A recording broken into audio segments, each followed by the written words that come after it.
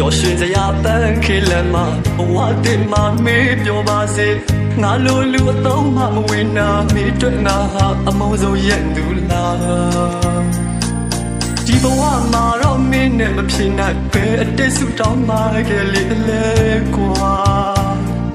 မျောလင့်ထားတဲ့စိတ်ကူးတချို့ဟာလမ်းခရီးတော့မှအိမ်မက်လို့ဖြစ်လာ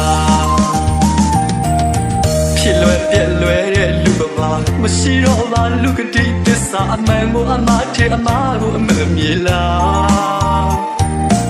အကျိုးလို့ညောင်ရည်လောင်းတယ်လို့အလိုရှိမှချစ်အောင်ဆောင်ပြလာမာယာများတဲ့လူလောကမှာအချစ်မှလည်းအတူအယောင်တွေပေါ်လာ